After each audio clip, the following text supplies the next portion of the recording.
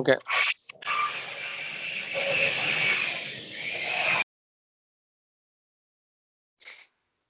Okay, so as you can see, this it's basically, we know that there are actually various Upanishads, right? Mm, uh, so there are, see, basically the Vedic scriptures are divided into different sections, right? So basically there are four Vedas. No, anybody? Somebody try which are the four main Vedas? Rigveda, Prabhuji, Yes. Yajurveda, Rigved. Mm, yes. Yajur, Samaveda, and other Vedas, Prabhuji. Yes. So Rigveda, Samaveda, Yajurveda, and Adurveda. Okay, so before actually, it is mentioned that no, before Kali Yuga, actually Vedas were only one. It was only one Veda, and in the beginning of Kali Yuga, they were Shri Veda Vyas, right? So he has divided Vedas into four, like this four we discussed, right? Rig Veda, Yajurveda, Samaveda, and Other Veda. Samaveda and Other Veda. And Upanishads are also comes considered as actually as one of the angas of Vedas. Okay, so this Upanishad, Ishopanishad, is considered as part of Yajurveda. Okay, so it is considered, it is one of the smallest of the Upanishads. And sometimes Bhagavad Gita is also considered as a Upanishad. Technically, Bhagavad Gita is not really Upanishad because it is part of Mahabharata, right? In Bhishma Parva, it is coming. But yeah, Bhagavad Gita is also known as Gita Upanishad. Okay, and Bhagavad Gita is also considered as the cream of essence of all the Upanishads. That shloka everybody knows, right? There's a shloka called Sarvo Upanishado Gavo Dugdha Gopala Nandana Partha Vatsa Sudhir Bhokta Dugdham Gita Amritam Mahat. I think we have discussed it earlier, but if somebody wants, we can check that. Sarvo Upanishado Gavo. Yes, so this is a shloka. I think it's coming from Padma Purana. Let me see which is right.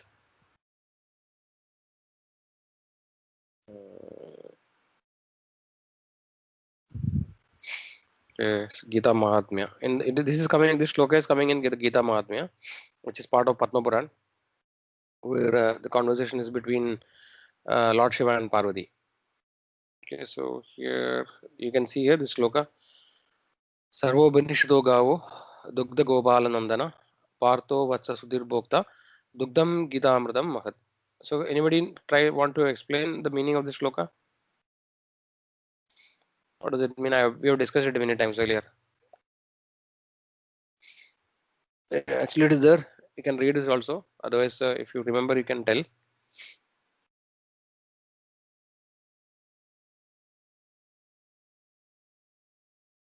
Any devotee?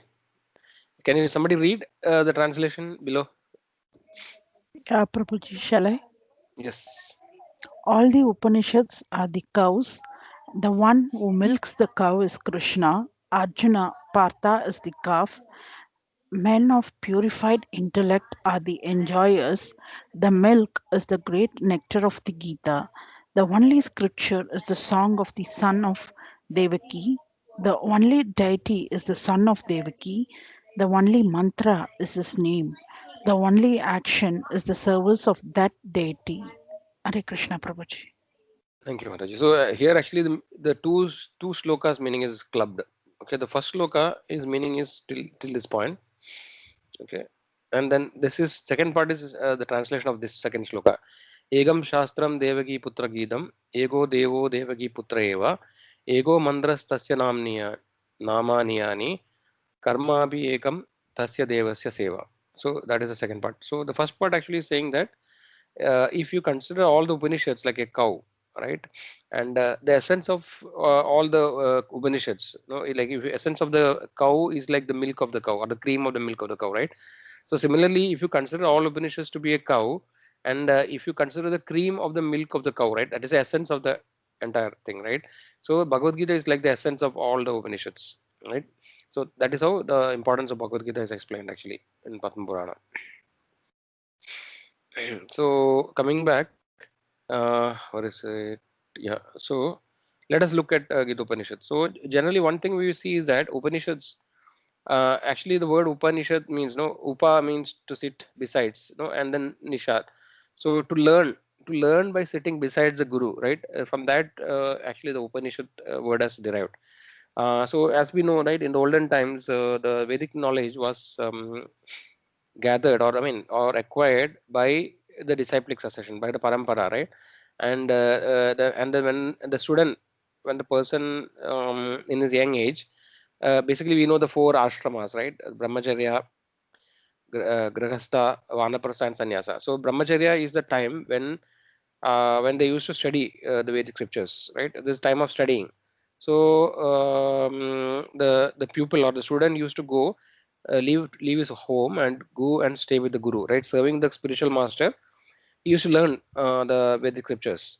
So that way the Vedic scriptures was understood, right, through disciplic succession, that we already know. We have seen in Bhagavad Gita also, right?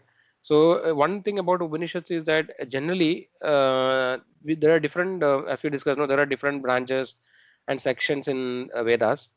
So generally the other scriptures, like for example Upanishad, if you take also, it is very difficult to understand because many times the meaning is not direct in Upanishads. It will be like implied or indirect meaning will be given. But in Bhagavad Gita, we see that everything is direct.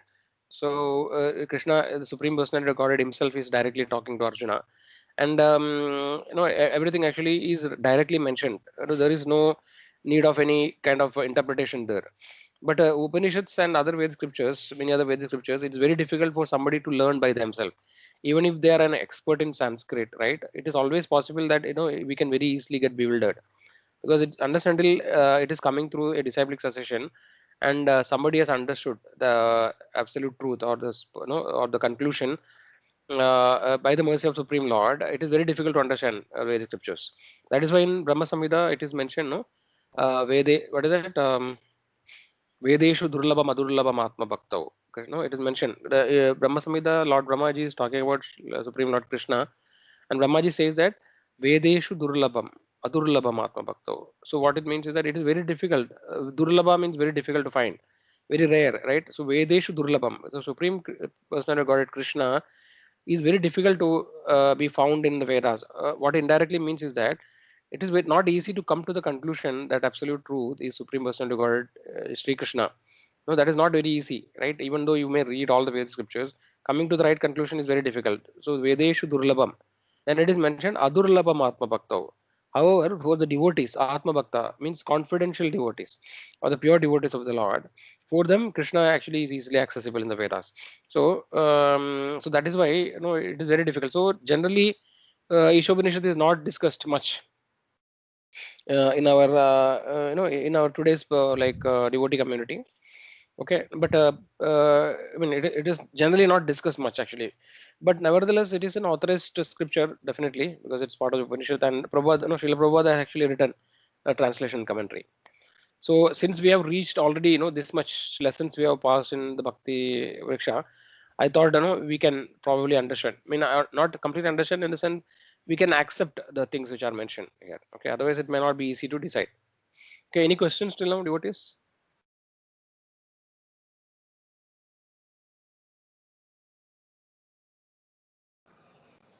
Hare Krishna Prabhuji.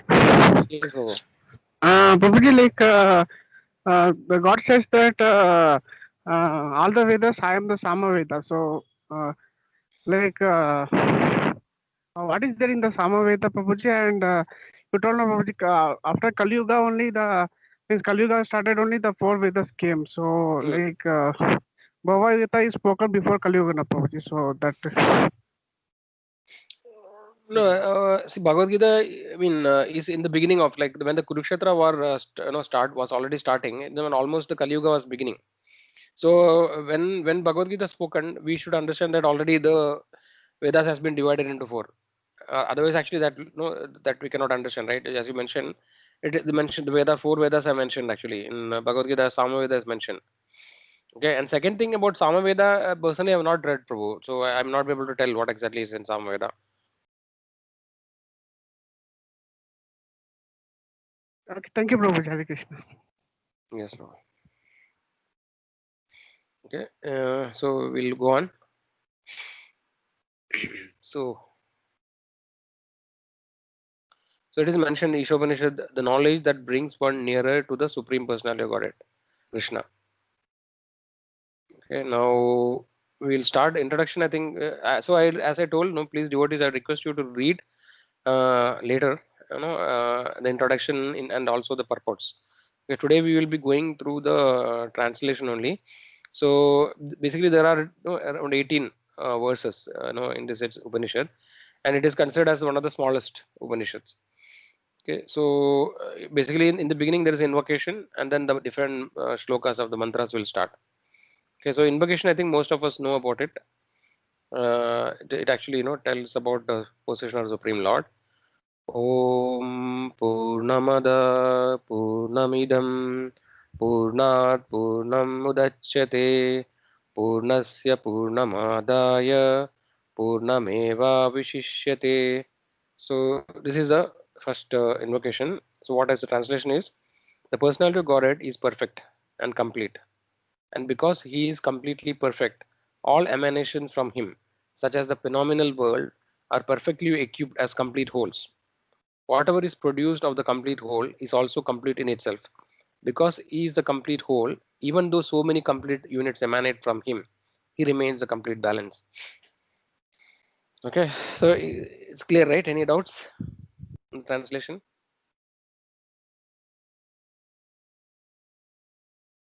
So here actually you can get a glimpse of how the Upanishads are, right? So the Upanishads are very kind of, sometimes they are very flowery kind of language. So as I mentioned earlier many times, no, these Upanishads are more interesting to people who are in the path of jnana, right? People who are seeking knowledge, right? And for people who are so basically, it is more appealing to the intellect. And because Supreme Lord, so actually, if you look at the translation, word to word meaning, down as we go ahead also, there will not be any mention, direct mention, that no, like we are talking about Krishna or Vishnu. Everything will be like indirect, actually, like a sangeda. It will be an indirect indication, and things will be mentioned in a very cryptic kind of, sometimes it is mentioned very indirect way, in a cryptic manner. So it may be appealing to the intellectual people, but actually it's very difficult to understand or come to the right knowledge conclusion by reading Upanishads. Okay, so here, anybody wants to try? What is the translation? Or what is a summary of the translation?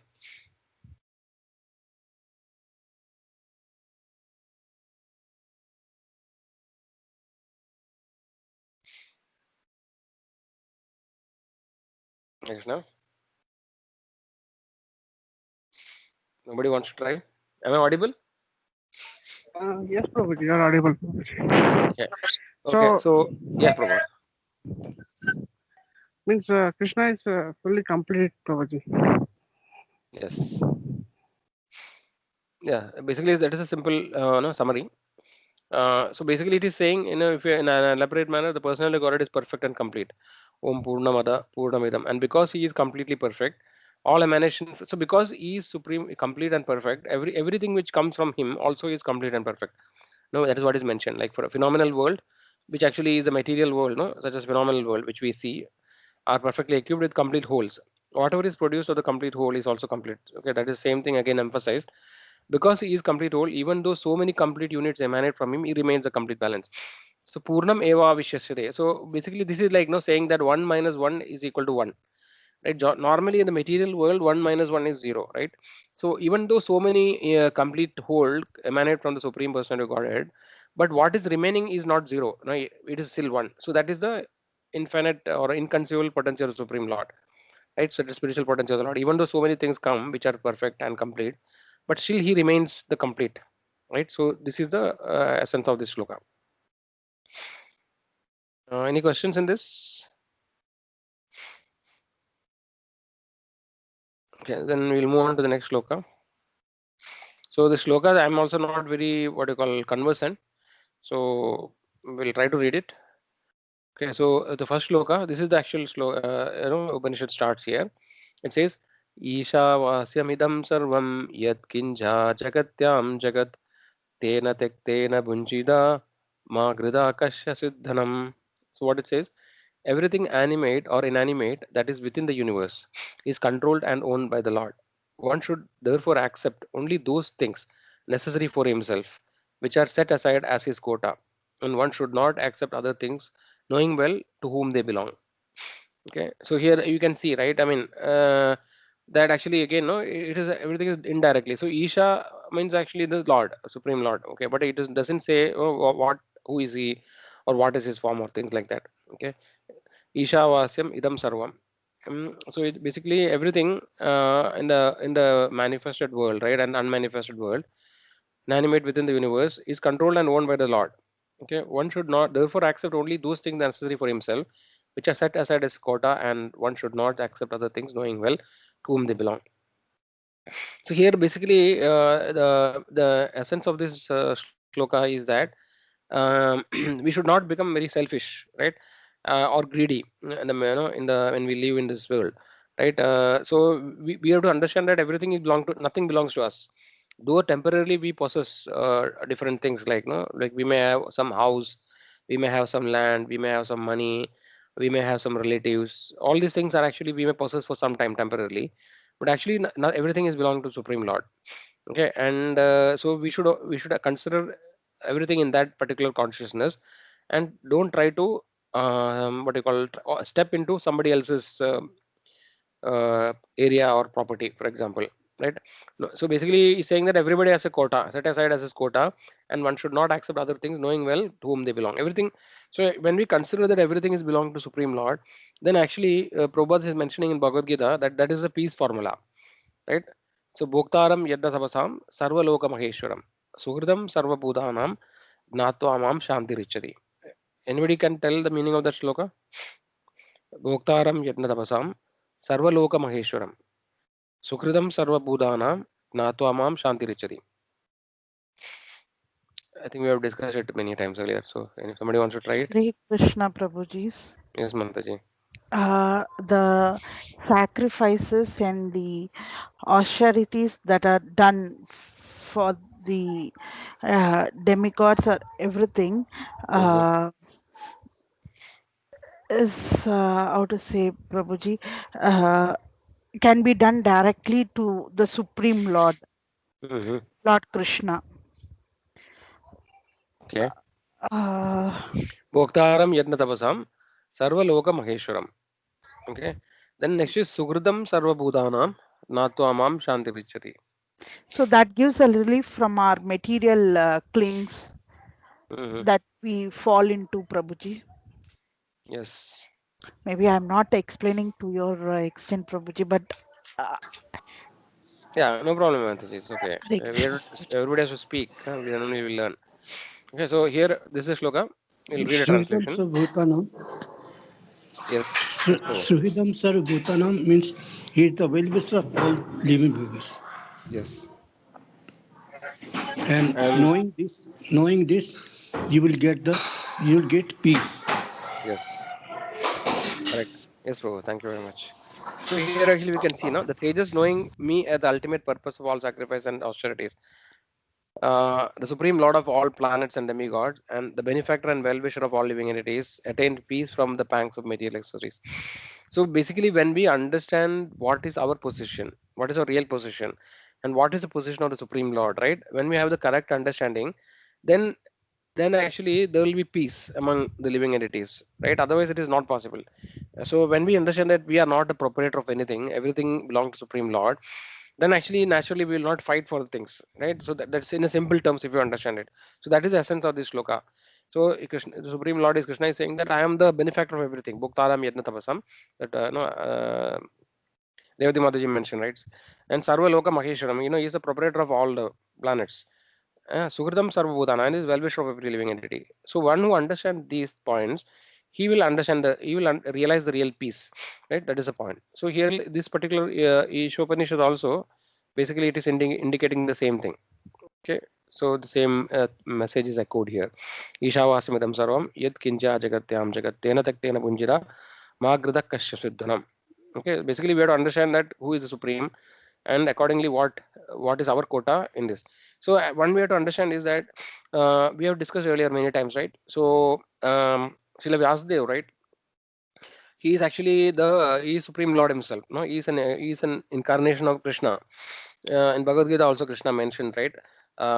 What is that? Veda antakrit Veda videkacham sarvasya jaham hridi sannivishto matta smriti jnanam apoganam cha Vedaisha sarve rahameva vidyo Vedantakrit Veda videkacham. So Vedesha survey Ahameva Vedo, we have discussed it many times. That means that from all the Vedas, what has to be understood? What is the essence that has to be understood is that Krishna is the supreme. Now he is source of everything.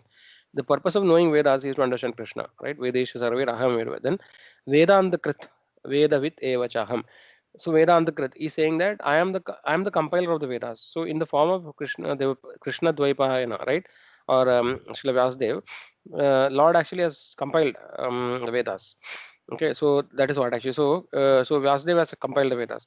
So it is mentioned that after compiling all the Vedic scriptures, after dividing the four Vedas, after no, after writing the Vedanta Sutra, right? Vedanta Sutra is the commentary on the Vedas.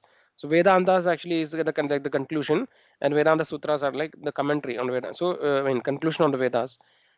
Even after writing all the scriptures, no, Srila Vyasadeva was not fully satisfied, and then he asked Narada Muni why actually he is not able to be happy, and then then Narada Muni reminds Vyasadeva that till now you have written so many scriptures, but you have not sufficiently glorified the Supreme Personality of Godhead directly, because in the Vedas, many Vedic scriptures, it is everything is kind of very difficult to understand. There are different sections. For example, there are Karma Ganda sessions which is talking about how can we become materially prosperous. Then there is a Jnana Kanda, like that. There's so many sessions are there, and also even if Upasana Kanda is also there, if things are very indirectly mentioned, the direct mention of Supreme Lord, nor his glories are not directly mentioned. So Vyasdev, Narad Muni tells Vyasdev, that is why you're not happy, and then that is how Vyasdev actually compiles which book in the end? Srimad Srimad Bhagavatam, Bhagavatam. Prabhuji. Yes, Srimad Srimad Bhagavatam. Bhagavatam. Yeah. So Srimad Bhagavatam actually is compiled finally, right? Where actually Vasudev is actually describing directly the Supreme Personality of Godhead, right? That also in a progression, right? And starting from Canto 1, gradually when it reached Canto 10, then actually Supreme Personality of Godhead Krishna is directly mentioned. But in the beginning, actually, it is mentioned indirectly, like not indirectly, is mostly, is incarnation, like, in the form of Lord Vishnu, Narayana, Hari, like that. Actually, we have various pastimes. But in 10th Canto, Vasudev actually describes about the Krishna, Supreme Personality of Godhead, right? So, and Bhagavatam is considered as a ripened fruit of Vedic knowledge, right? If you consider all the Vedic knowledge to be a fruit, no, and the fruit is actually fully ripened, that actually is the complete maturity of the spiritual knowledge, right? Scriptural knowledge actually is reflected in Srimad Bhagavatam. So in Srimad Bhagavatam, we see that everything is directly mentioned, right? So it is very easy for devotees to understand the meaning. But here actually we see that it is not so easy when you read other scriptures, right? As I mentioned multiple times, right? So let us go on. Any questions till now? Okay, the purports are very big, so I would request devotees to please read them later, because actually translation may not be much helpful. No? The purports, the real essence is actually available only in the purport. Unless and until we read the purport, the detailed and implied meaning is not possible to understand. Okay, but we don't have time. If you read the purport, we will not be able to. We will only be able to discuss one or two shlokas. So for that, I will just read the shloka and translation today. Okay, then the second shloka. Kurvan eveha karmani jiji vishe chatam samaha evam tvai nanyadatosti na karma lipyade nare. One may aspire to live for hundreds of years if he continuously goes on working in that way. For that sort of work will not bind him to the laws of karma. There is no alternative to this way for man. Okay, so here actually it is mentioning in relation to the previous sloka. Basically, one who is in the path of spiritual knowledge, one who is in the spiritual path, he can live for hundreds of years. Okay, and and if you live in that way, then it is not going to bind him by the laws of karma. Okay, so what it means is that if somebody actually is not following the Vedic scriptures, right, then actually he's performing. We have the three type of karma, no, karma, vikarma, and akarma. So if you do karma or vikarma, right, both of them is going to bind us in the cycle of birth and death. but one who actually is in the transcendental path, he is not being bound. Okay, so also in that purport we see that no, Prabhupada is explaining, give the example that just because somebody lives for very long period, it doesn't have much value. Even if you live for 1 year, right? But actually, if you're able to perfect our life, then that is much more valuable than somebody who lives for thousands of years, no, and without attaining any perfection, right? So he gives example like the trees, no, there are trees which will live for thousands of years, but its consciousness is completely covered and it cannot make any spiritual advancement. So if you leave, then actually that life should be utilized well for progressing in the spiritual path, transcendental knowledge. So that is the essence of this sloka. Okay, so if devotees have any questions, no, we can interrupt, we can discuss, otherwise we'll just keep going. Hare Krishna, Prabhuji. Yes, Mataji. The first sloka says that Supreme Personality is Lord Krishna. Mm-hmm. Okay, Mataji. And the second one is about, uh, I'm One just second, let me try for to the open it. just Prabhuji, not, So not. see, actually, we'll go to first shloka. So, if you really go by shloka, no, actually, the name of the Lord is never mentioned. Actually, no. So, this is the acharyas have interpreting us for this meaning. Actually, that is why it is not possible, as I told you, no. If you just take a Isopanishad book somewhere and try to read it, if you're a Sanskrit pandit, na, you will not be able to come to the right conclusion. So, you're talking about this shloka, Mataji. Yeah, yes, Prabhuji. So, here in the translation, no, also in this case, Prabhupada is not mentioning Krishna's name. Everything in animate and inanimate that is within the universe controlled and known by the Lord. One should therefore accept only. So here, what was the question, Mataji? No, it is mentioned like I'm asking is it's mentioned like Krishna. Everything is God, Lord Krishna, and we should accept him. Is that Yes, what? yes, Mataji. So that's what I was saying. So th- basically, if you understand Ishopanishad from a bona fide spiritual master in a disciplic succession, then we will be able to come to the conclusion, connect the facts, connect the lines. But if you just read Ishopanishad without any other background, you will not be able to understand who is the supreme. It is just saying that okay, everything is owned by the Lord. But who is the supreme Lord? We cannot understand from this Ishopanishad if you read like that. Okay. Yeah, But Prabhuji. actually, we know already because we have been already studying the essence of the Vedic scriptures, right? In Bhagavad Gita, Srimad Bhagavatam, we already know that actually supreme personality of Godhead is Sri Krishna, right? So that is why we are able to relate and connect it. Otherwise, it is difficult to understand that. Okay, Prabhuji. Is it clear, Mataji, or any other more questions you have? No, no, no, Prabhuji. I just wanted to ask that. Yes. Okay, so that's why. So Upanishad, as I mentioned, no, everything is only mentioned in a symbolic way. It will not mention whether it is Shiva or it is Ganesha. Nothing. It will just say the Supreme Lord is like this. But actually, there are Puranas and other scriptures, no, which will talk the name of the Lord directly. So if you read the purport, na, Prabhupada has given quotations from other scriptures. Like for example, some Narayana Samhita, Gopala Tapani Upanishad, and other Upanishads, right? He has quoted where actually, it is defined who is Supreme Lord, like that. So when we read them together, then we will come to the understanding. But in our case, we already know from Srimad Bhagavad Gita, we have read, right? We know who is Supreme Yes. Personality of Godhead. So we have no doubt don't have problem here. But people who doesn't have any proper knowledge or background, they will certainly be bewildered. They will not be able to understand. Very difficult for them. Is that okay? Yes, Prabhuji. Thank you. Okay, Mataji. So let us go on. Asuryanama te loka andena tamasa vrida tamste preda bigachanti eke chatmahano jana. So this is the shloka which we discussed in the last Bhakti Viksha. Is killer of the soul. That word is coming here. Okay, the killer of the soul, whoever he may be, must enter into the planets known as the world of the faithless, full of darkness and ignorance. Okay, so this each and every shloka, no, is again and again echoing the same kind of approach.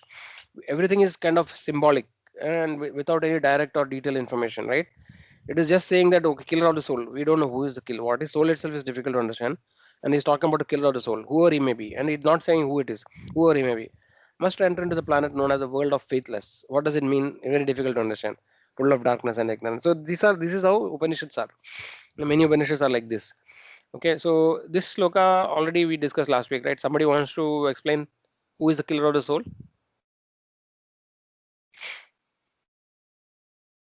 Prabhuji, anyone who is not on the path of devotion and Yes. who lives in ignorance and still attached to material the world, and does not do in a service to the God, is as good as, because our soul requires some sort of religious food. If you do Mm. not feed the soul, if you do not feed the soul with the knowledge of the God, with attachment to God, with service to God, the soul will slowly die. That's why it's called killer of the soul, the ignorant people. And they'll Mm. always live in misery and darkness and ignorance unless they get more knowledge and do some devotional service to God and less attachment to material services. Yes. So here, any other devotees want to comment? So, Chitramada, you mentioned, no, like if you don't give spiritual food, the soul will gradually die. Did you mention like that, right? Yes, Prabhuji. But will the Because soul? by nature, the Mm. soul is the initial constitution of the soul is spiritual. Yes. So we are born with that, but all with all this Maya and ignorance and all these negative things coming into our life, we are not Mm. allowing our soul to breathe. Correct. So, The but one faithless small people. thing, yeah. So, when you from a symbolic perspective, or from a intent perspective, what you mentioned is right. But from a technical perspective, the soul will never die, right? The soul Yes, cannot be Prabhuji. killed. No, I just So, meant by comparison, by yeah, yeah. sort of, yeah. Got it. Got it. Very nice, Mataji. So somebody else would like to add. So why do we say the person is a killer of the soul? Uh, Revati Mataji, we have discussed last week, na? You Hare remember? Krishna Prabhuji. Yes, Mataji. Uh, to put it exactly, we are God's eternal servants, servitors. We have mentioned, Mm, Prabhuji. In mm. by default, we are part and parcel of the God. So we are the servants of the Lord, and our soul knows that already. That which we are uh, we are Yes. on that generation or something. We are not exactly putting that soul into the spiritual path, as Chitra Mataji mentioned, which is the basic uh,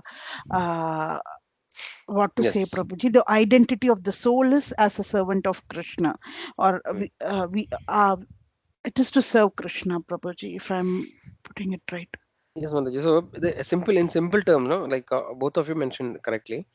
Okay, very simple term. What it means is that we are actually, if somebody who's losing or wasting an opportunity, right? That is why somebody wastes an opportunity.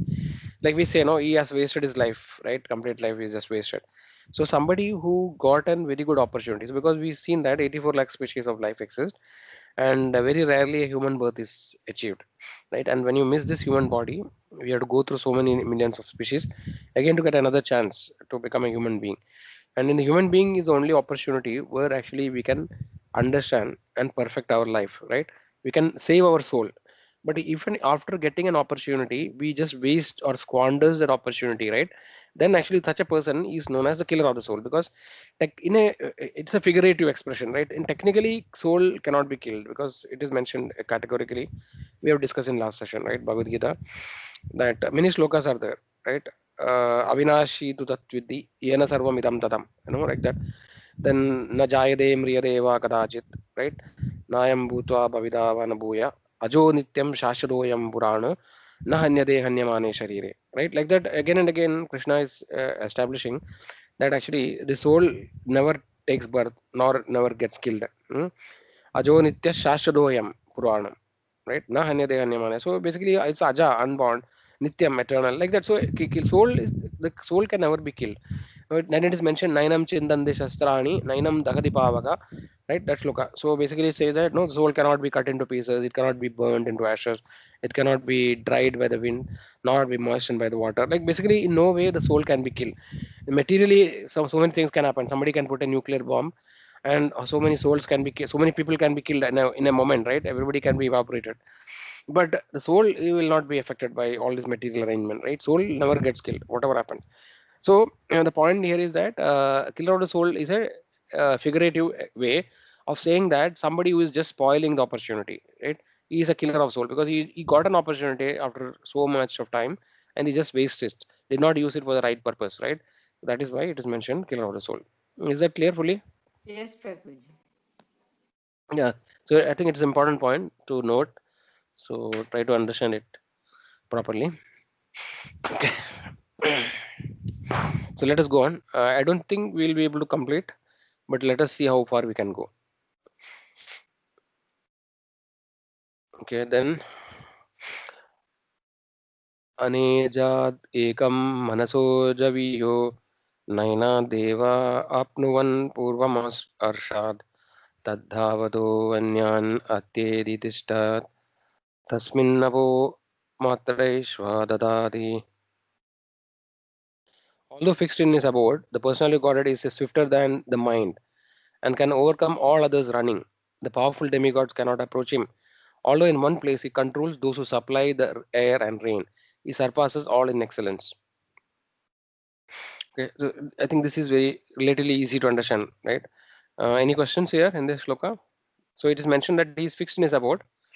Okay, and then it is just indirect meaning, no, figurative again, saying that is swifter than the mind and can overcome all others running. Basically, indirectly, it is saying that no, he is the supreme.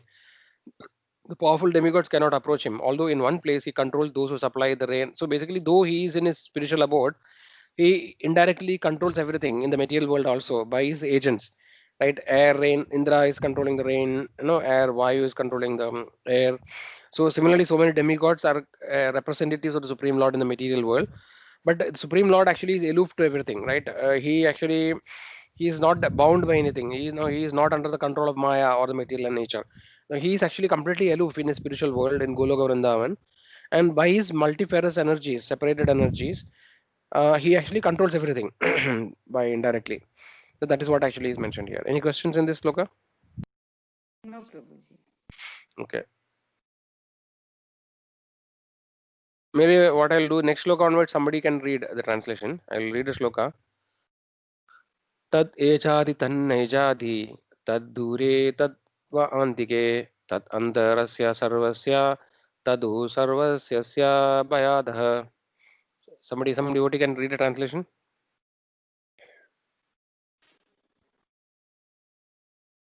Shall I read, Prabhuji? Sure, Mataji. Translation: The Supreme Lord walks and does not walk. He is far away, but he is very near as well. He is within everything, and yet he is outside of everything. Hare Krishna, Prabhuji.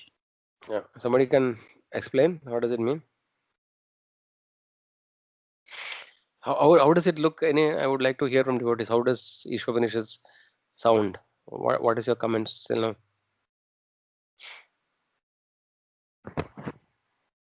As you mentioned, Prabhuji, if we don't know anything and we just read this, there won't be a dot tail, Prabhuji. Nothing to connect. Mm-hmm. Because I can place Shiva as the Supreme Lord, Vishnu as Supreme Lord, anything, any Lord as there, Prabhuji, because nothing has been cited out here. And to understand this much, there should be another level of knowledge that is needed, Prabhuji.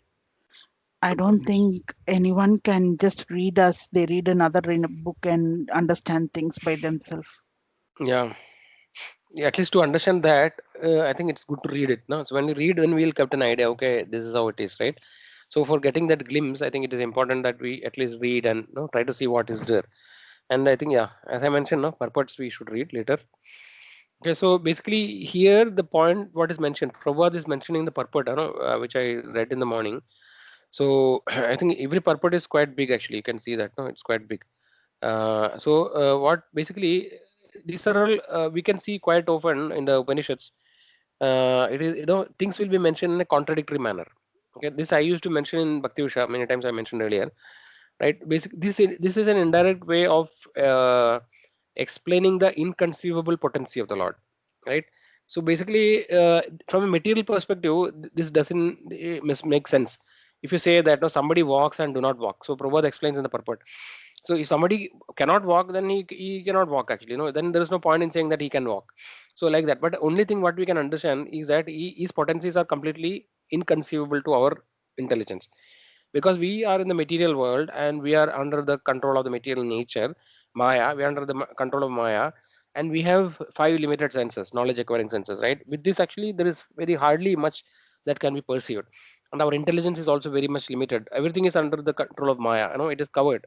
So it is not possible to understand the Supreme Personality of Godhead, who is spiritual, right? He is spirit, and even we cannot even understand what is a Jiva Atma, right? Who is spiritual. So it is very difficult. But so these are some ways of understanding or explaining that his potencies are inconceivable. Okay, but some of the things may have meaning. Like for example, when he say he is far away but he is very near, can be understood. For example, no, anybody wants to say what does it mean? He is far away but he very near as well. Maybe somebody can try. There can be multiple ways of understanding it, but anybody can try. What does it mean? Prabhuji, omnipresence. Yes. That means he is in his loka, he is in his Mm, abode, but he is within us also. So, yes. he's everywhere. And Correct. even yeah, in it's, like Paramatma, in the hearts as Yes. Paramatma, he Mm, is controlling everything. So, he's all around us also. So, exactly. omnipotent, omnipresence, omniscient. He knower Yes. of everything, doer of everything, controller of everything. He's everywhere, everything. Prabhuji, Exactly. though he is in one place. Yes, Mataji. Very nice. Yeah. So that's what. Far away and near me. That way. That is one of the ways of understanding. That actually the Supreme Personality of Lord Krishna, no, for example, is in his spiritual abode, but he is expanded everywhere as Paramatma. He is very near to us. Everybody's heart he is there. So that way is very near. Right? But at the same time, the Supreme Personality of God, Krishna, is far away. But he can, even Krishna also can be present, with us at any moment. Like, if there is if he desires so. Right? So that way, for a devotee who is always remembering Krishna, he is always very near to him, right? But for other people who are atheist and who don't believe in Krishna, he is very far away. He is not approachable. Like that, we can understand it in multiple ways, right? So that is the intent actually. Any questions here? Okay, let's move on.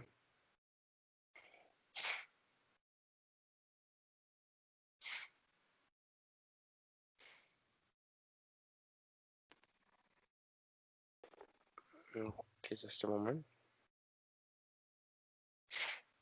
Okay,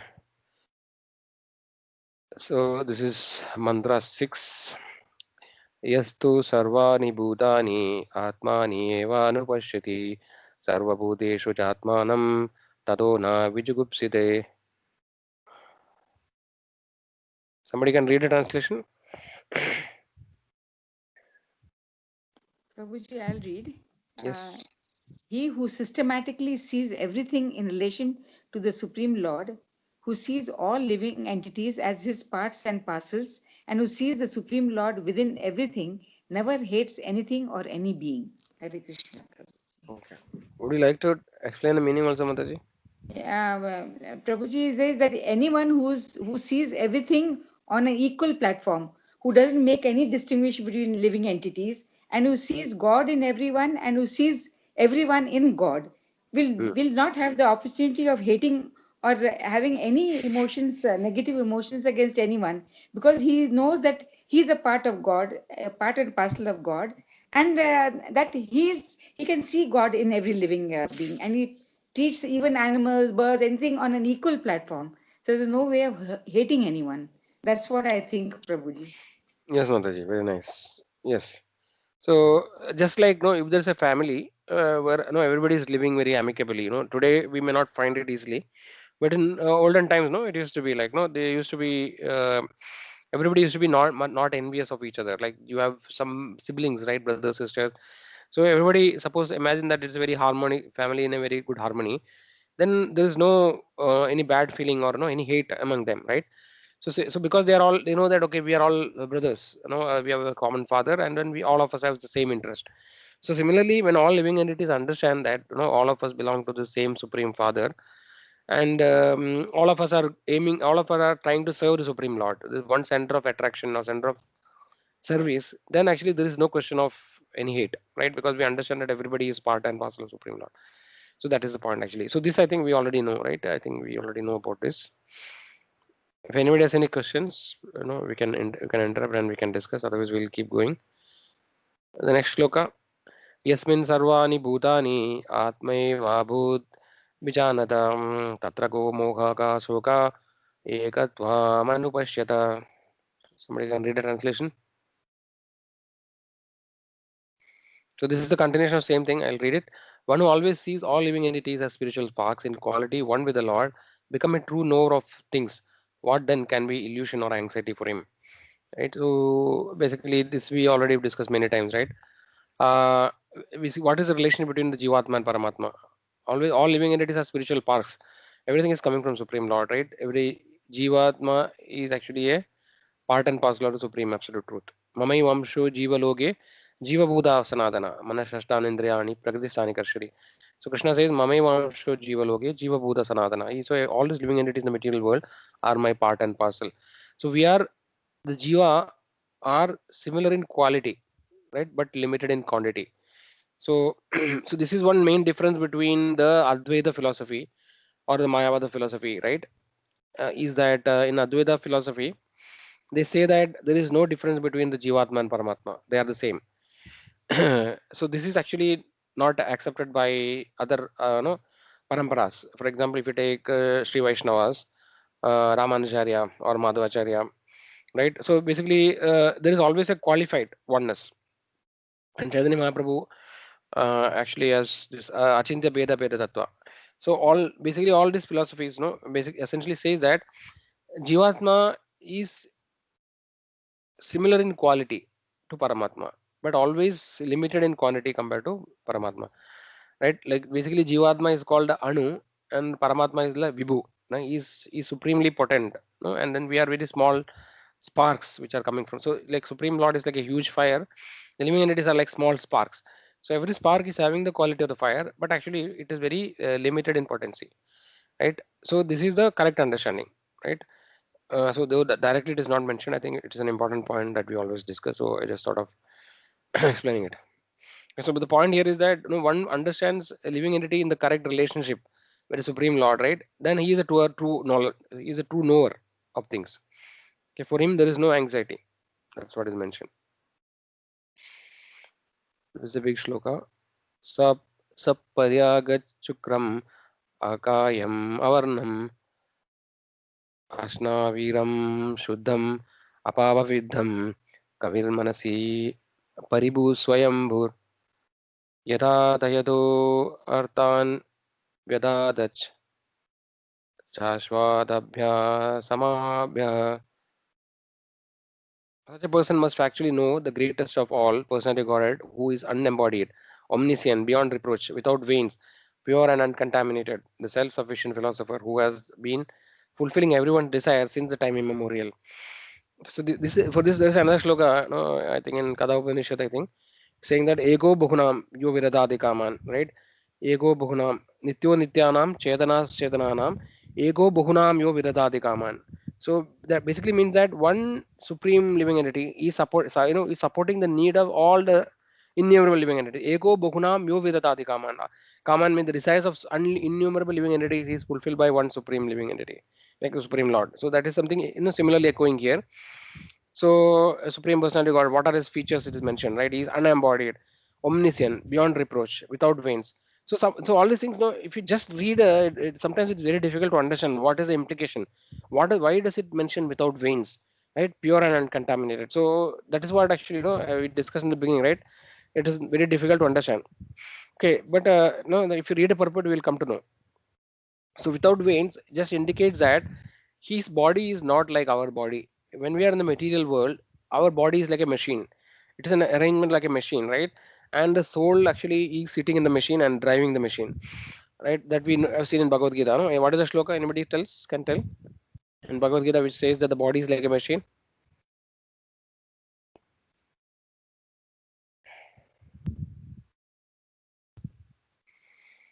We discussed recently also.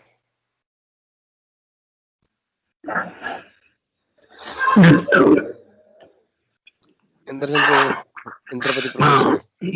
Oh, भ्राम्यन्ति सर्वभूतानां यन्त्ररूढानि मायया. yes. Very nice, Prabhu. Ishvara sarva bhudanam hrideshe arjuna tishtati brahmayan sarva bhudani yandrarudani maya. Okay, so I will not discuss it actually because I've discussed so many times earlier. So in simple terms, what it means is that the material nature gives a body which is like a machine, which is made of the five elements, right? Earth, water, fire, air, ether. based on the desire of the living entity and based on his karma, material body keeps supplying the living entity different bodies, one after another, no, to satisfy his different desires. So that is what Yandra Rudhani Maya means. That Yandra Rudhani Maya means the machine which is created by the Maya, right? So it's very wonderful to understand, right, how the Vedic scriptures have given this knowledge perfectly. So just like, no, it is a machine. So modern people also says, right, scientists, they say body is just a machine, but then they don't see that beyond the machine or within the machine there is a driver, which they are not. We are failing to recognize or understand it. They want to describe everything without the Supreme Lord. They want to remove the Lord from the picture, and then say that everything is just happening by cause, which actually, if you really look, it's very foolish or ridiculous, right? How it is possible that no such a very complex system. For example, I don't remember which scientist. No, one of scientists told that no, just to, I think even Charles Darwin only. I think I don't remember actually who told that. Just to explain just the complexity of the eye of a human being, right, or a living entity. It is completely ridiculous to think that just by some permutation, random permutation combination, a eye is evolved by for example, by the theory of evolution, for example. It is very foolish actually, if you say. Even at the time of Charles Darwin, also many of his contemporaries, no, they used to reject actually this theory. But so we can understand our modern science, no, is based on many of such false theories. Okay, but it, for a unique person with little common intelligence, little common sense, no, it is very easy to understand that it is not possible, right? Though of course it is a machine, that part actually there is no difficulty to understand, right? But actually the machine is just running without any driver, or no, or saying that it is just by random combination this machine is formed, is actually very foolish to think like that. Okay, so the point here is that what is mentioned without veins is just to emphasize, saying that the Supreme Personality got it right. His body is not material, just like ours. With we have veins, right, to supply the blood to every cell of the body. Even if for a few seconds oxygen doesn't reach a cells, then the cells will start dying. So we have an arrangement by which the veins are there and things like that. But what Supreme Lord's body, is not material like us, right? It's completely spiritual, right? That doesn't mean that no, he doesn't have a form. He has a form which actually has been emphasized many times, like time and again, right? Everywhere actually we see that Supreme Lord, when he's speaking with Arjuna, he's mentioning him as a person always. And all the pure devotees of the Lord, no, he always referred to him as a person.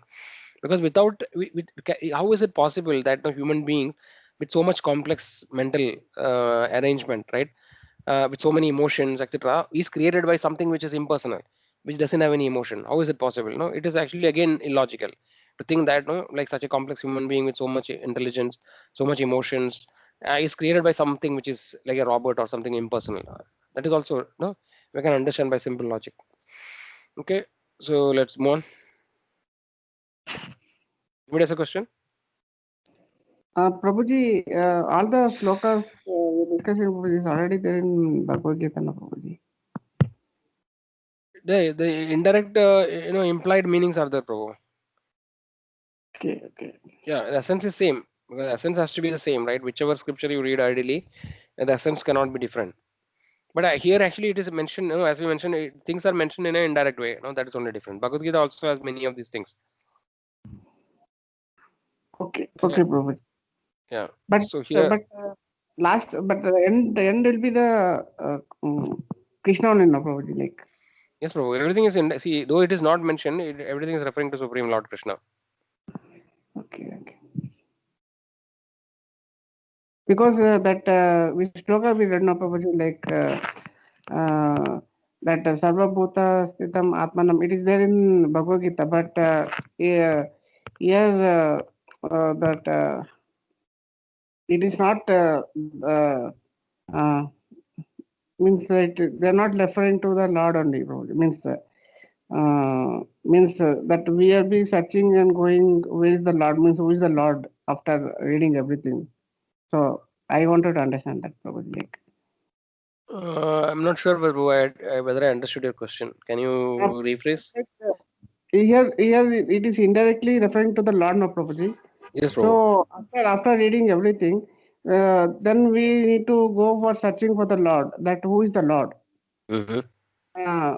So means like we know that Krishna is the God, means we read the Bhagavad Gita, but who read this Upanishad, then that the person need to go further for studying who is the Lord, searching for the Lord again, no, Prabhuji. Yes, Prabhu. Yes. Yes. That is true. That is why, Prabhu, it is important to learn the scriptures from a self-realized person, a Mahabhagavata, a pure devotee of the Lord. If you read, if you understand Isopanishad from Srila Prabhupada, right, then you will understand the correct conclusion. He will explain to you that what is the actual meaning. Or if you read from anyone in our any authorized parampara, if you go and if you understand from a qualified self-realized spiritual master, he will tell you who is actually the Supreme Lord, which is mentioned here. Otherwise, if you are just your own, you are studying by your own interest, own pursuit, without any proper bona fide guru, then you will be completely lost. You will not understand. You will not come to the right conclusion. In Brahma Samhita it is mentioned, Pandastu Kodi Sadavatsara Sambragamyo Vayo Radavi Manaso Munipungavanam. Right. So what actually is mentioned is that Pandastu Kodi Pandastu Kodi Sadavatsara Sambragamyo Vayo Radavi Manaso Munipungavanam. So what is mentioned is that if you travels for Pantasu Kodi, means Kodi means no 10 million, right? Or one, Kodi, one, or in Indian, this thing is 1 crore. So even if you travel for crores of years or millions of years in at the speed of mind, according to in Vedic scripture, the fastest thing mentioned is not light actually. Mind is given an example of things which starts very, it travels very fast, because mind can reach anywhere, in a moment. Let's say you have gone to US, right? And you know a certain place, by mind you can reach that moment next moment actually. Even if you light may take few seconds to reach, but the mind can travel faster. No, let's say you have gone to space or you gone to moon, you can immediately reach by mind that place. And because we are very limited in our capability, we don't have any ashtasiddhis, but the yogis who are having ashtasiddhis, no, with the mind actually they can physically also go and get something. There's something called the ashtasiddhis, right? Prakamya is there, prapti, anima, mahima, lagima, prapti. So prapti is one siddhi by which I can go to any place and get something from that place immediately. So the mind can travel like that. Okay, so what is says is, even if you travel for crores of years at the speed of mind, the great yogis, no, they cannot understand, they cannot reach the supreme person, right? So that is the point actually. So understand, till you have a proper guru, authorized parampara, Krishna is not accessible to you. He will only be revealed, and Krishna is mentioned now. Naham prakasha sarvasya yoga maya samavritam. Even if you stands in front of you, unless and until he reveals you, you cannot understand Krishna, right?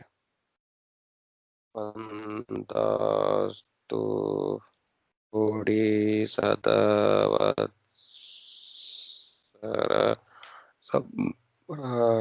Gamya. I don't know whether I will get it. Is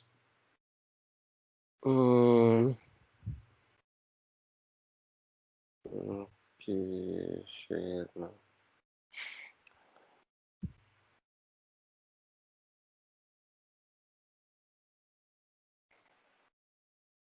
So Brahma Samhita is also here, in Vedap is also, you can see Pandastu Kodi Vayo Radhabi Manaso Munipungavanam Swopyastya Prabhada Siminya Avichinta Tatve.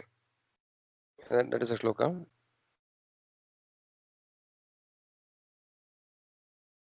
What is the translation? I'm just trying to find.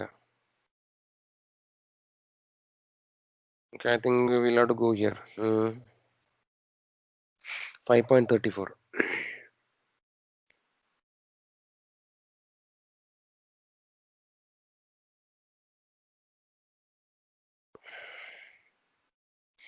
Brahma Samhita. What is Brahma Samhita 5.34?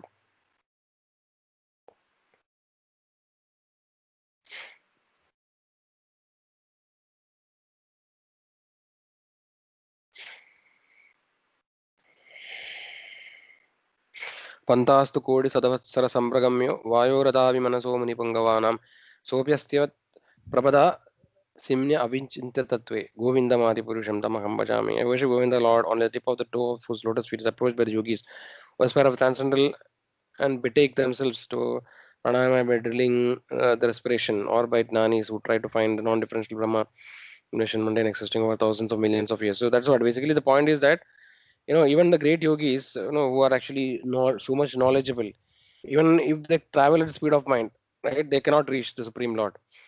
Pantastu Kodi Sadavatsara Sambragamyo Vayor Adabi Manaso Munipangavana. Even if you travel the speed of mind or in the speed of air, right? Still, you is actually inapproachable. Is not approachable actually by this means. Okay, let us go back. Okay, so is that fine, Chetan Prabhu? Yes, Prabhuji. Yes, Prabhuji. Okay, let us go on then. Andam tama pravishanti ye avidyam upasade tato bhuya ivate tamo yao vidyayam rata. Somebody can read the translation.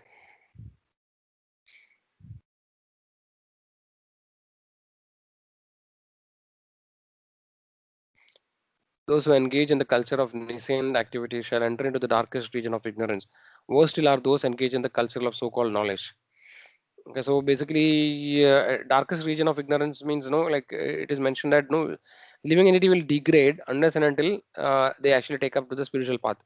Culture of nascent activity means actually nascent means like ignorance, avidya, right? Basically, that means that lack of spiritual knowledge. Such activity, if you are involved, then actually this indirectly tells that people who are so-called educated people, scientific, scholars, etc., they are all actually will enter into the darkest region of ignorance. So materially, it may look great actually. If somebody is a great professor or a whatever PhD scientist, all those things, but actually they are not pursuing the path of the spiritual knowledge, right? They are all avidya actually from a spiritual perspective. So just because you are a great scholar or a pandit or whatever so called, even a Sanskrit scholar, no, even if you read Vedas or you are going following the material path, it's not going to help much. Okay, I think you can read the purport. Prabhupada explains in detail about it. What's the time? 6 o'clock. Anya devahuर्विद्याय अन्या ahuर्अविद्याय इति सुश्रुमा धीराणां येन तद्विचक्षिरे. What is this? Why it came?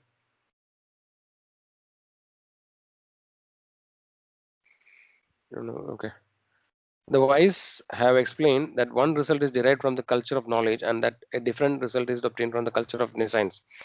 So here actually Prabhupada explained, no, basically generally there is a saying among the so-called so-called intellectual people or people who are taking the Jnana path, they have a saying that no, it doesn't matter which path you take, all the paths are leading to the same destination, which actually is strongly refuted, by Acharyas. On Prabhupada, we can see it many places. He actually refutes this argument. Okay, so see what based on whichever path you take, the destination is not the same. It is different.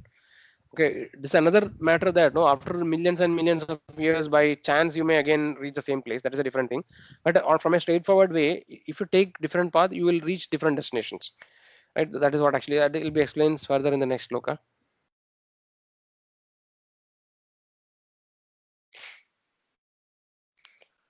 Vidyam vidyam cha vidyam cha yas tad vedo bhayam saha avidyam mrityum dhritva vidya amritam. Only one who can learn the process of nescience and that of transcendental knowledge side by side can transcend the influence of repeated birth and death and enjoy the full blessings of immortality.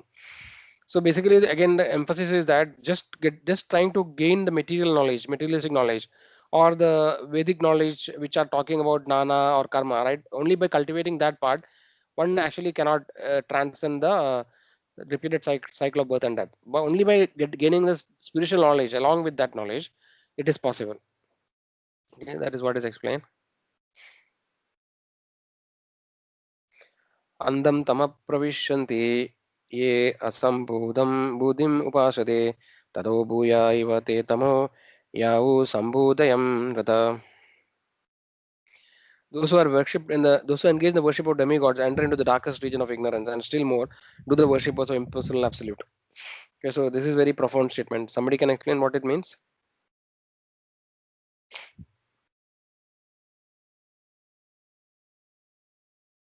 Anybody wants to try?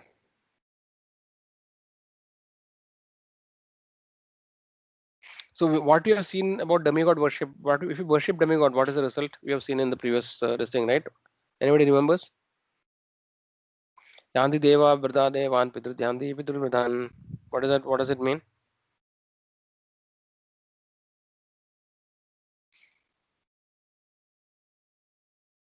Krishna devotees, am I audible?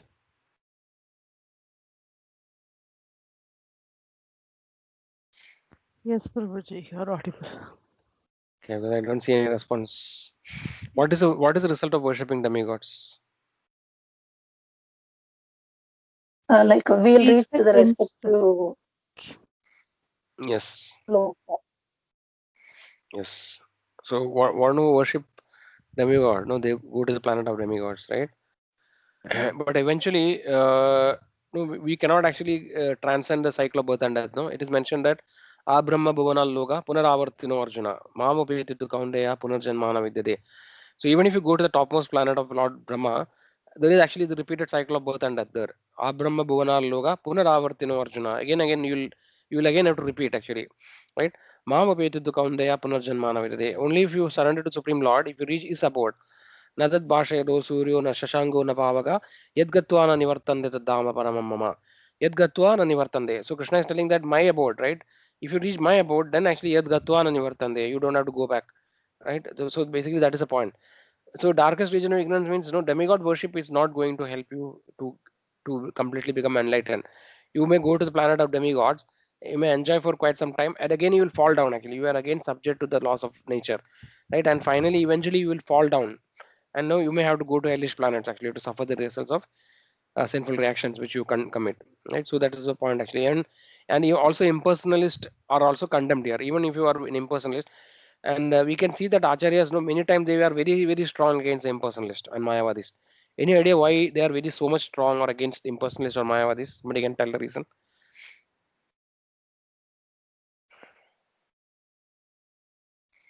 Who is an impersonalist? Prabhuji, a person who thinks he is God. mm, yeah, that is mayavadis actually, correct. But who is an who impersonalist?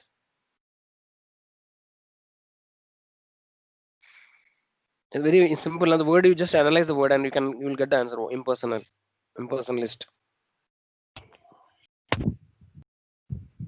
That God does not have a physical personality, Prabhuji. Yes, one who does not believe in deity or God form, Prabhuji. yes. Impersonalist says that don't the God doesn't have a form. He doesn't have any form. He's an energy. He's Brahman, Brahmajyoti, like that. These are impersonalist, right? Yeah. So and Mayavadis are people who think say that I am God. I am God. You are God. All are God. We are temporarily forgotten that we are God. Like that. This is also a false Mayavada, no, philosophy, which actually Shankaracharya has propounded. And Shankaracharya is incarnation of Lord Shiva, right? We know that, and we have discussed many times that in Padma Purana, Lord Shiva says that by the order of the Supreme Lord, I will spread this false philosophy or called Mayavad in Kali Yuga by disguising myself as a Brahmana, right? You can search actually, you can get that sloka. So he says, Kalau Devi, like that he says actually, no Prachannam, like that he says. So in the Kali Yuga, I will disguise myself as a Brahmana and spread this false theory of Mayavada. So in Mayavada philosophy, actually, this is what actually it is saying. So the problem is that the impersonalists and Mayavadis, apparently from a mundane person's view or a person who is not educated, right, a common person's view, they may think that he's a highly elevated spiritual person. But actually, the problem is that they are completely misguiding the living entities, right? So they are actually, see, they are almost giving the information, but actually just in the last, I mean, they don't have the complete information, and then they completely misguide in the last. Instead of attaining the absolute kingdom of the Lord, you will actually lose that opportunity, and then the maximum you reach is the impersonal Brahman. But after staying in impersonal Brahman for many millions of years, again you will, it is told that Aruhya Krichena Param Padam Ya Padadi Adanta. So after reaching that, they will again fall down to the material world. So these people are almost, they had a very good opportunity to become perfect and go back to spiritual world. But actually they are, because of they are misled, they lose that very one, very rare opportunity, and again they will have to come back to cycle. So because these impersonalists and Mayavadis are misguiding the people, no, they are actually very strongly condemned. That is the reason. And normal people cannot understand what is the difference between impersonalists and other Vaishnavites or the right philosophy. They cannot understand. They think that, and most of the people are easily attracted to the impersonal philosophy because one of the fundamental reason the living entity comes to the material world is because that doesn't want to surrender to the Lord. He want to enjoy independently. He want independence. He doesn't want to surrender to anybody. That is why he comes to the material world, no? And this artificial world is created for him to temporarily enjoy. And because of this very reason, the living entities are very, they don't want to surrender to anyone. And impersonal philosophy gives an opportunity for them to avoid any surrender, because when you say that the Lord is light, there is no question of surrender, right? Because you just say, okay, Lord is some, doesn't have any form, he's not a person, then no question of surrender, and people are ready to take that because there is no commitment required, there is no surrender required. So that is why you can see most of the people in the spirit, so-called spiritualist, they are all talking about impersonal philosophy only. But only the rare, like just like a rare gem, right? The devotional service is a rare, very very rare gem, and it is not very easily found. No, unless and until you have a really expert spiritual master, it is very difficult to find the absolute knowledge or the topmost truth, which actually says that no, spiritual bhakti is the topmost, right? Which actually can you take you beyond the Brahmajyoti to the spiritual planet. Okay, any questions? Prabhuji, why impersonalist doesn't surrender? Why impersonalist doesn't surrender? Yes, Because Prabhuji. yes, see, surrender, you can surrender to a person, right? Can you surrender to somebody else? Something, can you surrender to light, or can you surrender to energy? See, basically, surrender means there is a mutual relationship. A person who is surrendered, somebody is taking shelter of a person, like a master and a servant, right? A servant is surrendering to his master, which means that the master takes care of the servant. There is a, it's a reciprocal relationship. There is a mutual exchange of rasas, for example. If you say that the absolute truth is energy or light, what is the question of surrender? What is the question of surrender? Because energy is not going to tell you anything, right? It is not going to guide you, or it's not going to give you any instruction. So you can do whatever you like, and you say, okay, absolute is light, and I do whatever I like. So where is the question of surrender here?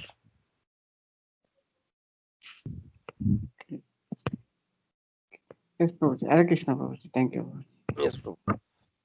Anya devahu sambhavat, anya dahur asambhavat, idhi sushtuma dhiranam, yenas tadvijachakshire. Okay, can somebody reads the translation?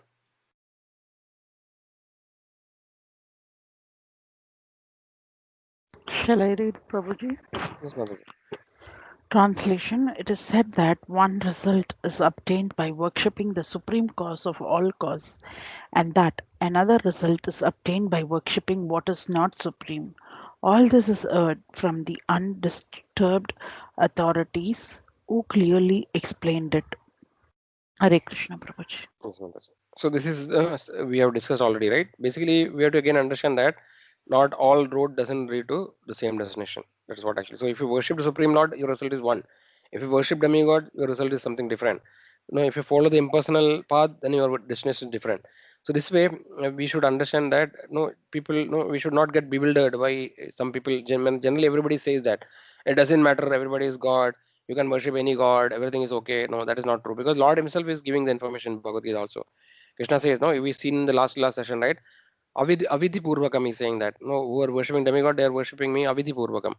And then result is also different, no? That Andi Deva Brother. So basically, it's very clear. So don't get bewildered. Actually, people sometimes give the example, no, all the rivers are finally going to the sea. No, but actually that is not true in case of spiritual path. Okay, so the example will be like no, like if you take, there are different trains which are going to different destination. If you go and sit in any train, you go to a big junction, right? Let's say Nagpur junction, where all the trains are coming, and you go and sit in any train, you will not reach your whatever you want, right? If you want to go to Mumbai, you have to sit in a train which goes to Mumbai, like that. So based on the desire of the living entity, right? It also depends on the principle of the desire and the karma, right? Unless if you have a desire to go to Bombay, why will you, like go somewhere else, right? So you, first of all, you should understand what is your destination. If you think that impersonal Brahman is my destination, and you try to follow that path, then you will reach the impersonal destination only, right? That is because that is your desire to reach there. But if you understand that Supreme Lord actually is in the spiritual world, Goloka Vrindavan, and he is having so many friends, devotees are there, transcendently enjoying different rasas, and your desire is to reach to that supreme destination, then you will work for that. There is a path which is given, and if you follow that path, you will reach that destination. If you're a materialist who want to enjoy your senses, gratify your senses, then you will enjoy. You will keep on taking birth here again and again. So like that, based on your desire and you will actually attain different destination. You will choose a path, and you will reach a destination which is bound to reach. It is not that no, just take any path and you reach the same destination. That is completely bogus. All right, no, it's completely rejected. Actually, that is not true. So this we have to be very clear. Sambhudam cha vinasham cha yastad vedo bayam saha vinashena mrityum tritva sambhudyamritam ashnute. One should know perfectly the personality of God, Sri Krishna, and his transcendental name, form, qualities, and pastimes, as well as temporary material creation with its temporary demigods, men, and animals. When one knows these, he surpasses death and ephemeral cosmic manifestation with it. And in the eternal kingdom of God, enjoys his eternal life of bliss and knowledge. Okay, so here one thing note actually is that, no? So if you are just a Sanskrit scholar and not in a parampara, you will not come to this particular translation because it is only telling Sambhudam. Sambhudim actually means indirectly it means the supreme absolute truth, right? But Prabhupada is translating that Krishna because we already knows that supreme personality of God is Krishna. Sambhudim cha vinasham cha yastad vedo bayam saha vinashena mrityum tirtva sambhudhyamritam ashnute. Let's go on. Hiranyama. Now the next few shlokas are very important actually. So this is specifically for the impersonalist.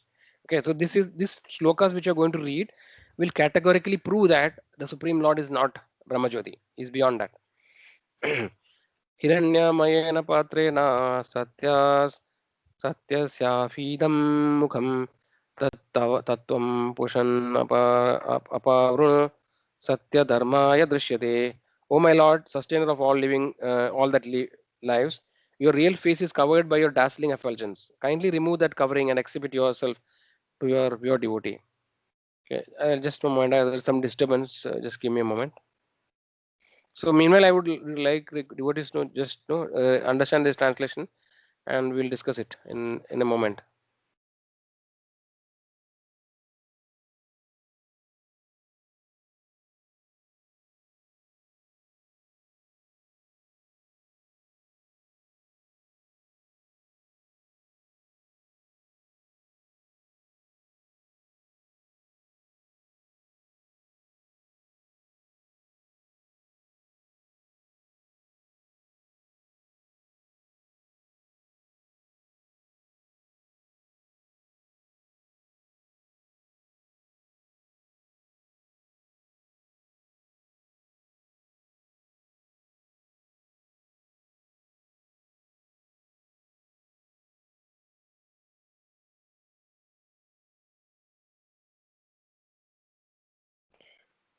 Krishna devotee. So, anybody wants to explain this translation? What does it mean?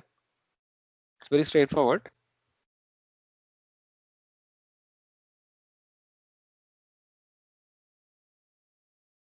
Hare Krishna.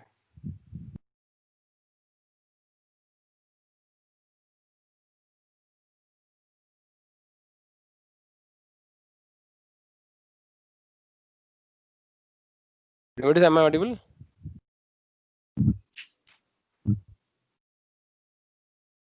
Yes, Hare Krishna. Prabhuji. Okay, so what is the meaning of this shloka? Chetan Prabhu, you can try. I didn't read the translation properly. Still. Is it audible? I mean, is it visible? I've shared the screen, no? Yes, Prabhuji. Now, Yeah, you can read and just let me know. translation. Oh my Lord, sustainer of all that lives, your real face is covered by your dazzling effulgence. Kindly remove that covering and exhibit yourself to your pure devotee.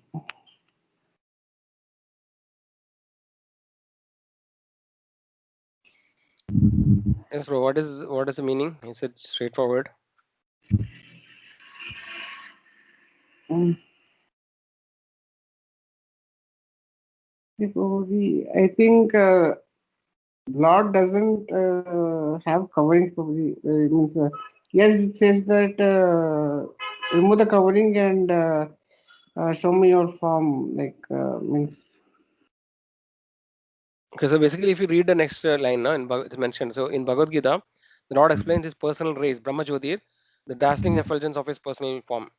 Okay, so in Bhagavad Gita it says, Brahmano hi pratishtaham, amrutasya vyayasya cha, shashvatasya cha dharmasya, sukasyaikandikasya cha. So basically, Brahmano hi pratishtaham, what it means is that, see, basically the point here is that this is the philosophy which we have been discussing for a long time, right? So the Brahmajyoti is actually the light which is coming from the body of the Supreme Lord, or sometimes it is also mentioned as the light coming from the spiritual planets. The Supreme Lord actually is beyond the light. Okay, so the people who are thinking that the Lord is an impersonal energy, they actually only knows up till the point of Brahmajyoti. We have discussed the example of the sun, right? The sun planet, the sun rays, and the sun, the sunlight, the sun planet, and the sun god, right? There are three different levels of understanding, right? Brahman, Paramatma, and Bhagavan. So Brahman is the first understanding, saying that okay, sun means sunlight. So the people who the Lord actually the people who are not completely pure and no, or made complete progress, they are only able to see the light which is coming from the Supreme Lord. They cannot see beyond that because the light is it is mentioning that dazzling effulgence. Because the bright dazzling light, they are not able to see the face of the Lord, who is actually the source of this light. So they only see the light. That's all. So here it is asked that please remove this light so that I can really see who is behind. No, I can understand the absolute truth. That is what actually is mentioned. Okay, that's very profound. Anybody has any questions there?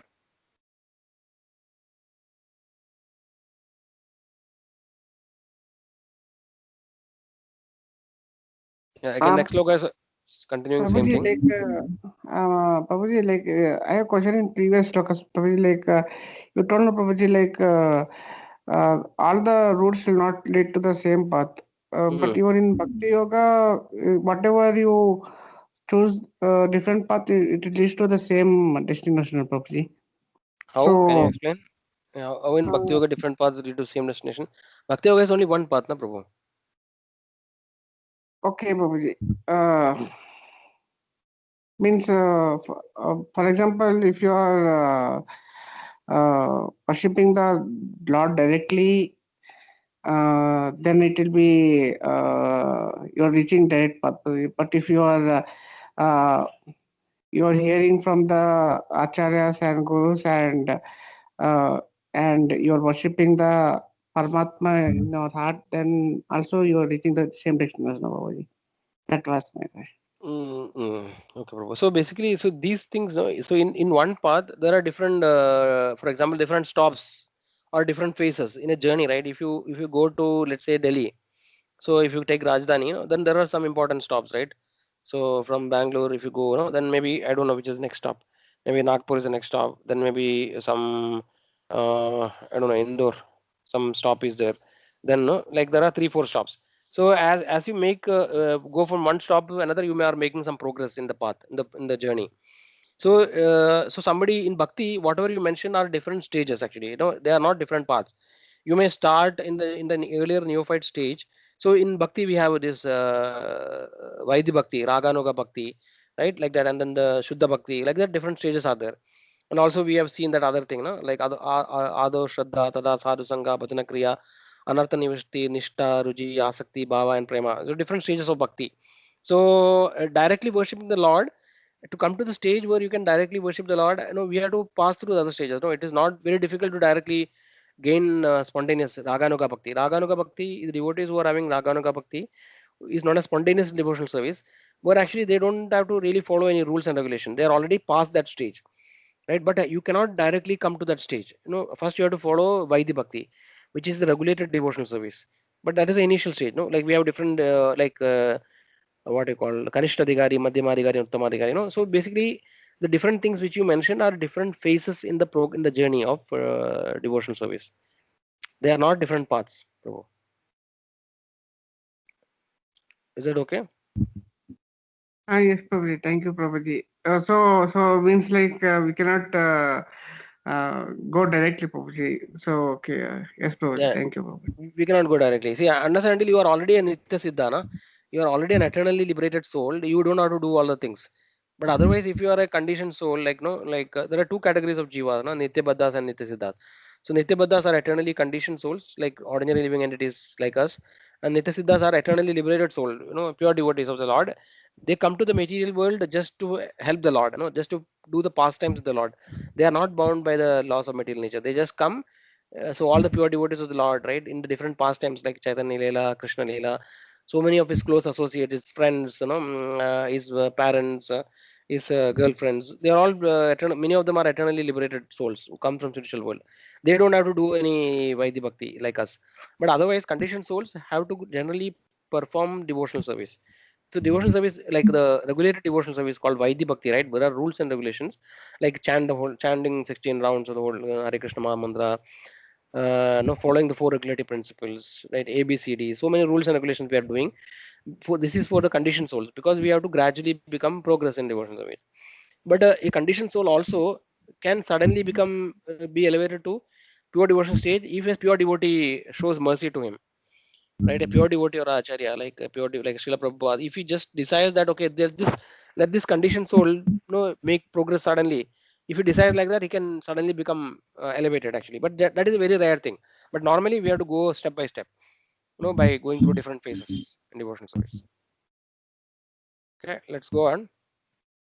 पूषन् एकाशे यमः सूर्य प्रजापत्या व्यूहरश्मिन् समूहतेजो यत्ते रूपं कल्याणतमं तत्ते पश्यामि यो वसो वशो पुरुषस्सोऽहम् अस्मि. O my Lord, O primeval philosopher, maintainer of the universe, O regulating principle, destination of the pure devotees, well-wisher of the progenitors of mankind, please remove the effulgence of your transcendental rays, so that I can see your form of bliss. You are the eternal supreme personality of Godhead, like this, like unto the sun, as I am.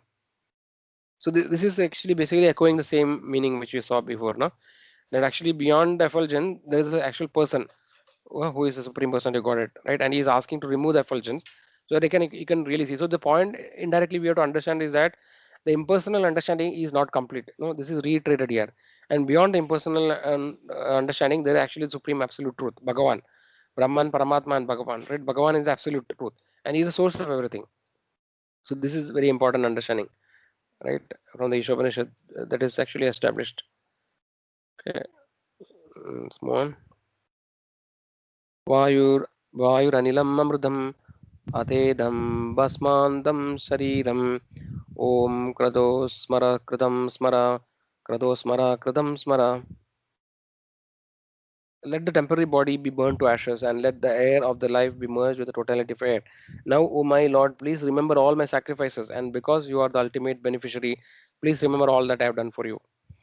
Okay, so again, here actually, so this is not how a devotee generally talks. No, if you read Srimad Bhagavatam, the devotee will talk in a different way.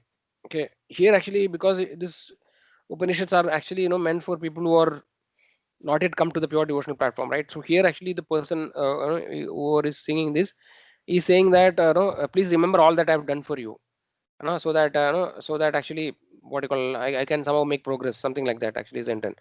And the other things are more philosophical, like let the body be burned to ashes, air of life merge with the totality of air. So when this is how when a living entity leaves his body, it is mentioned that the prana of the body, that merges with the total prana, like that. So basically, this is just kind of a conclusion, no? Like it is the Ishopanishad is getting concluded in the next two verses. Okay, he's asking to please remember everything that I've done for you, so that somehow he can get his mercy, because anyway we are not able to remember everything beyond death. Okay, I think the next is the last sloka. Agnena supataraye asman vishwani deva vayunani vidvan yuyodi yasman juhuranam meno Bhojishtam te nama uktim videma. O my Lord, as powerful as fire, O omnipotent one, now I offer you all obeisances. Falling on the ground at your feet, O my Lord, please lead me to the right path to reach you. And since you know all that I have done in the past, please free me from the reactions of my past sins, so that there will be no hindrance in my progress. Okay, I think this with that, I think this is the last sloka. Yeah, this is the last sloka.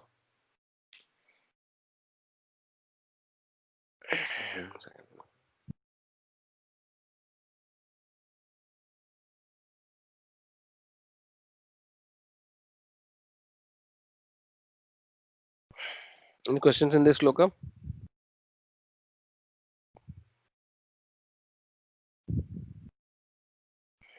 So this is a very good prayer. Somebody who doesn't have full faith in Krishna or Supreme Lord, they can just pray that, oh my Lord, please lead me on the right path to reach you. And since you know all that I've done, okay, this is what actually what he has done. Please free from the reactions.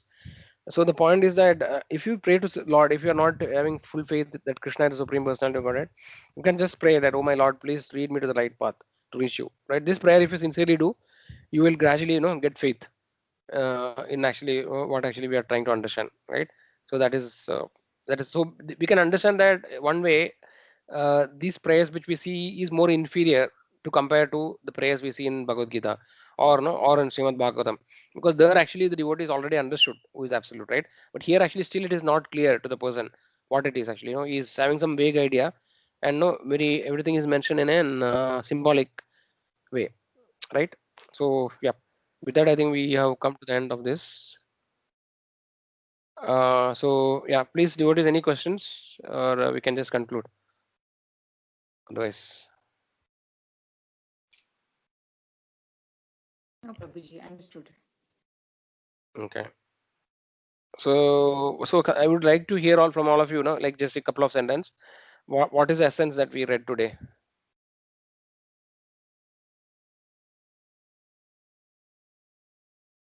Don't have to explain everything, but just no, one or two sentence, just to summarize. Niveda Mandaji would like to start. Yeah, Prabhuji, basically, like it all first the first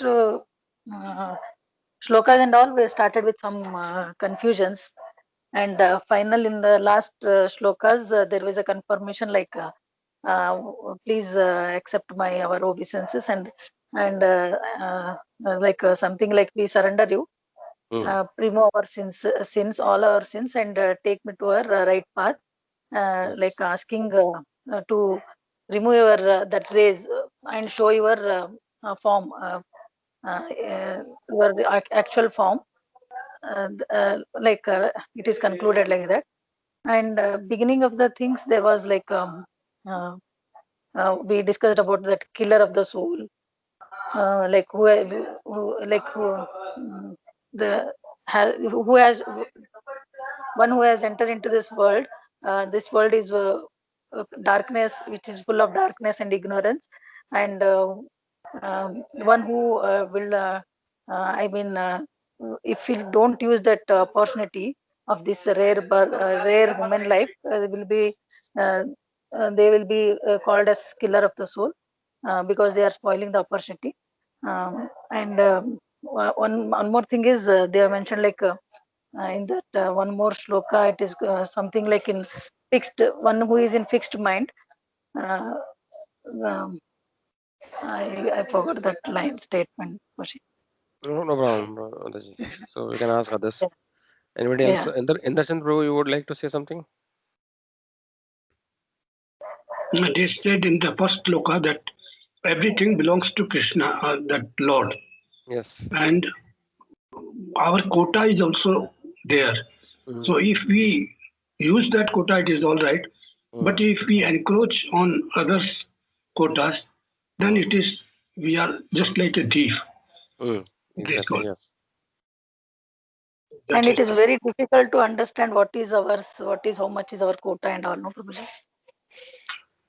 If you follow other acharyas, if you follow devotees, right, then I think it will not be difficult to understand, Mataji. The Lord Okay. actually will give the intelligence. Aham Mm. atnanajam. Krishna says actually, nashayami atma bhavasto. He says that sitting in the heart of the pure devotee who is sincere, he will guide. He will tell us, what is right and what is wrong. That automatically that knowledge will come to us if you sincerely follow the spiritual Mm. master guru. And of course, if you have doubt, and then we can ask other senior devotees. No, that is why association of devotees is important actually. If you have a Yeah. situation where if you're not able to decide something, then actually we other devotees are there to guide us, right? So we can know from them, we can discuss with them and find out what has to be done in this particular situation, like that. Yeah, and one more shloka is like here it is mentioned like Lord is far and at the same time he is near, and he is Yes. everything, outside and inside.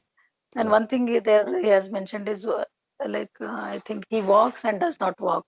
That Mm. is like I didn't understood that walk and does not walk. Yeah, but nobody understood actually. Thank you, Prabhuji. So what Prabhupada is explaining is only he's saying that it is just to explain the inconceivable potential of the Lord. The Lord can do Yeah, anything. and no, there can be things which are apparently looks contradictory in the Lord's behavior. So Mhm. Prabhupada does not explain exactly, what does it means. He only tells like that in that shloka. Yeah. But he's far Mhm. away and nearby. We could understand, right? We have discussed that. Yes. Yes. Yeah. Yeah. And we also discussed about impersonalist and Mayavadi, like Yes. one who only belong, only one if you pray, assume that it is only sunlight, Mm. the light, only light, then it is not a complete understanding. We Yes. have to think the example of sunlight, sun and God, sun planet and Mhm. sun God. So we have to think in the correct path. Like it is not, ahead of that is Supreme Lord. So we Yes. have to merge in that rather than merging in the sunlight, the light. Yes. Yes, Mataji. Chetan Prabhu, would you like to say something? Uh, Not exactly, Prabhuji. I'll say 1.2 to 3 points, Prabhuji. Like, all the Vedas not need to be known. We know that, Prabhuji. No? Mm-hmm. And we need to go with the acharyas. Means we need to we need to believe the acharyas. We need to read Bhagavad Gita and Bhagavatam, Prabhuji. Yes.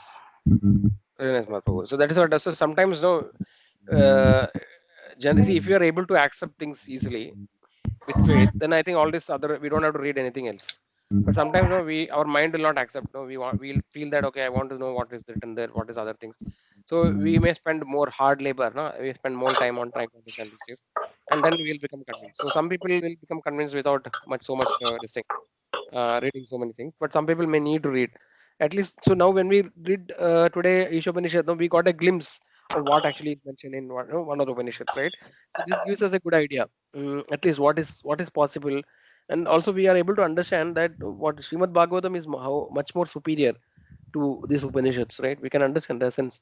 No, though it is we heard that it is the ripened fruit of Vedic knowledge, but actually when we understand, when we now see these things together, then it is easy to really relate between the two, right? So our conviction and faith will increase that way. Good, actually. So I think all of us, I think most of people have left already. What we will do is that we will chant one round, devotees, or